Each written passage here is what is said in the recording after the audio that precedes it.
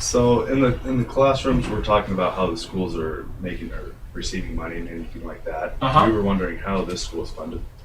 Well, we are funded just same way as most schools are. We get a little higher funding, however, because of the at-risk designation by the state. And the state specifies what those at-risk designations are. Excuse me. So if you meet those criteria, then you are eligible to attend an at-risk or alternative high school. So we get funded not quite double what the traditional kid does, but about like 1 and 2/3 ratio. So a traditional kid in a large district like Meridian, because the larger districts they fund at a lower rate than the smaller districts because of the number of students. It reduces the cost for the administration and all that stuff because they already have to be there. Whereas for a small district, they don't. They have to fund higher because they have to hire those administrators. For the Meridian School District, we get approximately 4,000. I think it's a little higher than that. Approximately 4,000 for each kid that attends. At Meridian Academy, we get approximately 7,000. So it's about 1 and 2/3 the rate for a typical kid, but they have to meet those at-risk criteria. Can you name a couple of criteria? Yeah, there's actually two categories. And the two categories are in one section you have to meet 3 of the 6, and in the other section you have to meet just 1 of the 5. So some of the ones that you see over in the area where you need to meet 3 are like GPA of 1.5 or lower, cumulative GPA of 1.5 or lower, have failed multiple classes, more a semester or more behind from graduation, off track to graduate. Some of that type of stuff. Absenteeism larger than 10%. On the one where you just have to meet 1 to qualify, documented social emotional disorders or issues. What's some of the other ones? History of substance abuse. Some of the larger things like that will allow you to just attend if you meet that 1 criteria. So, Okay. and they're all specified by the state. So since this is the alternative schooling, what is the mission of this school? Okay, so the mission of this school really is to gather those kids, and we have 3 of them in Meridian. We have Meridian Academy, Central Academy, and Eagle Academy. Okay, and primarily that is because of the different zones that we have and the number of students that we have that are at risk. So we've got 5 big high schools and Renaissance. So essentially we've got 5 and kind of a medium as far as the big schools go. Our goal, we primarily serve the areas for Mountain View and Meridian High, and it is to take those kids who are at risk of not graduating and meet those criteria, bring them in here where we can do more relationship building. We have smaller class sizes. We have the ability to, really it's all about that relationship building, to really build relationships with these students and try to get them through to graduation. That's our goal. And then obviously our goal is not to just stop at graduation, but to prepare them to be contributors. So, every kid that attends the academy has to also take a professional technical course, welding, auto body, collision repair, something along those lines, CNA, firefighting, different things like that. There's literally probably 100 that they can try. But it's also to not just get them graduated, but to make a very smooth transition after graduation to whatever is next, career, 2-year, 4-year college, whatever is in their plan. Okay. When you're trying to build relationships with the students, so what is your typical day like in the school?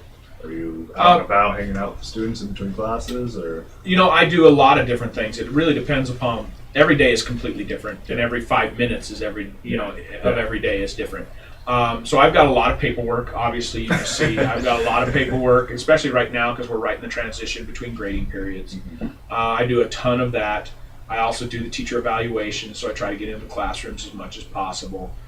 It is important that the kids see me and know that I'm here because it sets a certain tone. They know that it's not free reign. Every day for me is completely different. Some days are really more paperwork, depending upon deadlines, and some days are more being out in the classroom and observing, or attending meetings, or getting some professional development here or there. Really depends upon the day. Since you touched on the subject of teaching, what are the certification requirements here to become a teacher? Exactly the same as anywhere else. You just have to be secondary certified in whatever subjects that you are teaching. We offer a diploma that's exactly a match to every other high school in the Meridian School District. 56 credits, have to do a senior project, all the exact same requirements. So our diploma is exactly the same as Mountain View's, Meridian's, Eagles, Rocky Mountains, everything along those lines. So our teachers have to meet the same criteria. If you're going to teach, for example, biological sciences, you need to be endorsed in biological sciences 6 through 12 or 9 through 12 at least in order to teach the biology class. So now the difference is I only have 13 staff members. Whereas you go over to Mountain View or Meridian or one of those, they've got anywhere from 70 to 100 teachers. So I offer a lot less sections because I have a lot less teachers, but we still have to meet that 56 credit requirement the Meridian School District has specified. So most of my teachers are carry multiple endorsements. So like my present government teacher is also my econ teacher and my speech teacher and so on and so forth. So along those lines as well, since you're comparing that this is pretty much the same type of schooling, is the enrollment process the same, or as far as enrollment at the big schools is really boundary specific. If you live in their boundaries, you pay taxes into that coffer, therefore you have the right to attend that high school. Unless something weird has happened and they have, been over enrolled and they have to cap that and bus you to another boundary high school.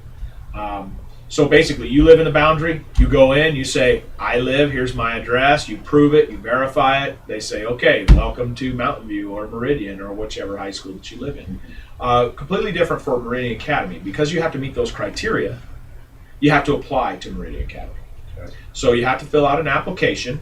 Every kid that we even contemplate bringing in has to go through an interview with myself and the counselor. And we talk to them about the differences between the academy and the high school, because there are very marked differences. And then just kind of get a feel for them and see if they're really interested in pursuing or enrolling at Meridian Academy because of those major differences. And then if they are, and they really feel like this is some place that would benefit them, and we feel like it's a place that would benefit them, then we accept their enrollment. Now with that said, if they don't meet those criteria, we also have the ability to dismiss. So, obviously through a due process. We don't just say, I just don't like the way you're acting, you're out of here. But if we are having continual disruptions, if we're having, multiple issues, then we try to build in a new plan. Because Meridian Academy doesn't work for everyone. Yeah.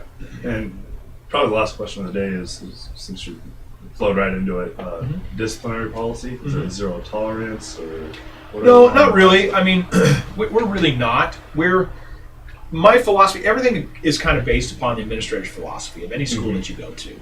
And my philosophy is that we have students who are at risk. We work with at-risk students, so we have to be cognizant of that in the first place. Okay. Now, most of our students are still working on developing the techniques to properly behave in a work, school type environment. Okay. So we can really take two routes on that. Let me silence this real quick. We can take two routes on that. We can say, okay, well, it's our way or the highway, or we can be cognizant of the fact that they are at-risk kids, and it's a better benefit to everyone, including society in general, if we work to try to teach them some of those behavioral skills so that they can be successful in the school and the work environment. So that's really my philosophy, is that we give them an opportunity to be aware of their behavior, how that behavior needs to change. If a kid gets in trouble, we assign them staff mentors. They have to meet with me. They have to meet with the counselor periodically. And we talk about what that behavior should look like. If it continues, then we bring the parents in.